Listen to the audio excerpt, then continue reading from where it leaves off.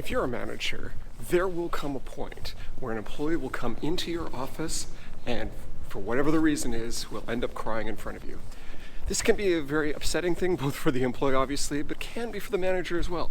Here are some ways you can better respond when that happens to you. Why somebody might break down in front of you could happen for any number of reasons. Maybe it's something that you specifically decided on that they're upset about. Maybe it's something with one of their colleagues that that's bothering them and they just get overwhelmed by that. Or maybe it's something outside of work altogether that's just, got them upset. And you, as their boss, are one of the most important people in their lives, and they just happen to be talking to you about it.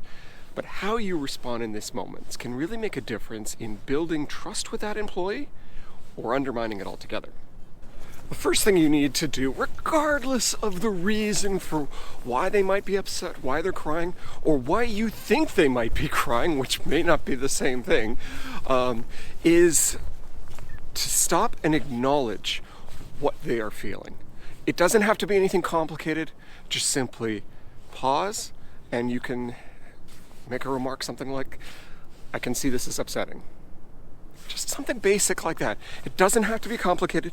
All you're doing in this moment is you are acknowledging and recognizing the fact that they're having an emotional reaction. You are subtly communicating to them that you're seeing them. You're witnessing what they're experiencing, and you're not judging them for it. This needs to be delivered in a very neutral, ideally you want to soften your voice slightly, but it needs to be done in a very neutral, non-judgmental way.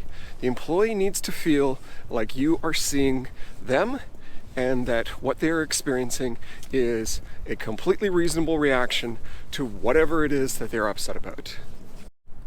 To be clear, this is not the same as validating whatever it is that they are feeling, in the sense that you're not trying to place judgment on whether the thing that they're upset about is right or wrong, or if you have any control over that. It is simply a matter of being in the moment, being present with them, and acknowledging the emotion that they're having. This is not about a judgment of what it is that is upsetting them. So these are two very different things, and it's really important that you remember this. The first thing you need to do is simply acknowledge the emotion. You will have time to talk about the details of whatever it is, but the first piece is you're just simply seeing them as they are in that present moment. Let me take a moment to also acknowledge the fact that this kind of situation is upsetting to a manager. It might be upsetting to you just as much as it's upsetting to the employee themselves. And many new managers especially, their instinct is to try to, stop the emotion, stop the crying, don't cry in my office. Here, have a Kleenex. Do you need a break? Do you need to go to a room by yourself to be upset? These instincts are all about you as a manager not being comfortable in that situation. And I encourage you to hold on to that. These are coming from a place of wanting to help, but it's really about, are you trying to help them, or are you trying to help yourself not feel uncomfortable? The key in this moment is you just need to be present.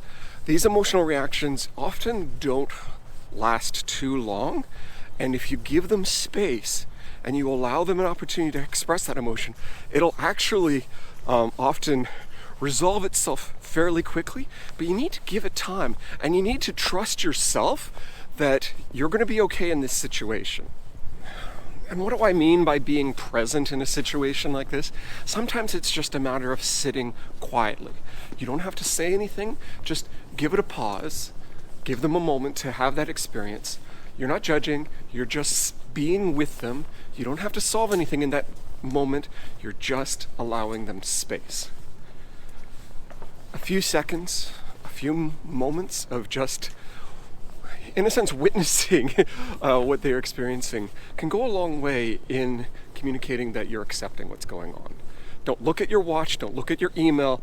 You are being present and paying attention to what they are going through. Our goal here as a manager is to be supportive of what they need. So the next thing you want to do is to simply ask the employee, What do you need right now? What do you need in this moment? In this moment, you don't need to do anything aside from just ask them what do they need. You do not need to provide them with any suggestions. Simply ask the question, what do you need right now? And wait and listen. Give them a moment to tell you what they need. Help them have a little bit more agency in this moment, because right now you have to put yourself into their shoes. They're feeling obviously upset, they're crying, and that's a very vulnerable place to be in. And as a manager, you're wanting to reinforce them, build them back up, give them a sense of control over the situation. So ask them, what do they need? Give them the choice to determine what they may need. In my experience, what I found is that when you ask them this question, many people just simply need a moment. They just need a moment to collect themselves and get to a place where they feel like they can now communicate in a way that they feel more comfortable. But if they do ask for something different, great. Try to help them out, be supportive when you can. After a moment or two, the employee will be ready to talk to you, and they will let you know. They will let you know. Now, it's possible they could still be crying, but they will let you know that they're in a position to speak with you. And at this point, your opportunity is to be curious. Ask, what are your thoughts right at the moment, or what questions do you have? And then again, pause and listen for their response. Don't provide any judgment, don't provide any narrative or dialogue to what you think might be going on. Let them tell you. What I've found is that sometimes when an employee has an emotional release, they've been crying, that actually unlocks something. It allows them to break off a bit of stress, and it gives them a place to think more clearly. So you want to be curious in that moment. What is it that they're thinking about? What is important to them right at this stage? It's usually at this moment when you can actually get into whatever the meat of the issue is, and they can tell you what they're thinking, they can tell you what they want, and you can decide what do you want to do about that. Now, there may be nothing you can do about it. If it's something that you've decided on, maybe you can't make a different decision and you have to stick with it, at which point, you know your answer. Or if it's something outside of work altogether that you can't impact, if it's something with with their family or with a friend or whatever it is, something non-work related, there's only so much you can do aside from just simply asking, what do you want to share about that? What's important to you in this moment for me to understand? Give them that space. Then again, maybe it is something you can help. Maybe it is something you can change. Maybe it is a matter that you didn't realize was going on and you have an opportunity to respond to it. Great. You can do that in this moment. The key is, and I want to return to this point, the fact that they're having an emotional reaction doesn't necessarily give them any greater argument to change a decision that you've made or something that you think needs to be done a certain way. If these need the emotional reaction and your work-related things are completely separate and you need to look at them separate. If there's a good argument, if there's a good reason to change a decision or change something at work, great. Look at that, act on that. But the emotion should not impact what's happening in that stage.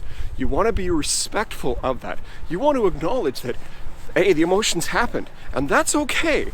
People can be upset about things, but that doesn't necessarily mean it changes anything. Most of the time when an employee comes to you and they're upset and they're crying, that's a genuine reaction. They are actually feeling upset. There is the odd, very minuscule moments where somebody may be trying to play on your emotions and it may be a bit of an act. Don't try to suss that out. Don't try to figure out what it is. Know that most of the time when somebody shows up and they're crying, it's a genuine reaction. And the good news is, it doesn't matter whether or not it's genuine or if it's false. Following these steps will still get you to where you need to be. Acknowledge the emotion. I'm seeing that you're upset. I see that this is upsetting. Ask them what they need in that instance. What do you need right now? And then be curious about what it is. Because this gets them to a place where they're now having a conversation around the topic that's actually important to them. So whether or not the emotion is genuine or not, you don't have to figure that out. But I want you to know, 99 times out of 100, it is going to be an actual reaction. What do you think? Have you ever had an employee cry in front of you at work?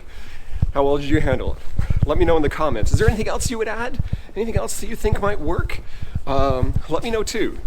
And if you're watching this on YouTube, click like and subscribe to the video so you can catch more when they show up. If you're finding me on LinkedIn, then follow my profile. I give regular updates, and you want to make sure you're getting the information there. And if you like this and other practical leadership tips, then click on the link below. I've got a free guide on communication, specifically dealing with how to ask great questions, and this can be applied to how you ask your employees questions, but also sometimes maybe asking your boss questions. So click on that. My name is Matthew Devine. I'm an executive and leadership coach based here in Toronto, Canada, and I provide new engineering managers with practical leadership tips and support so they can have efficient, effective, and inspired teams. So until next time, let's get to work.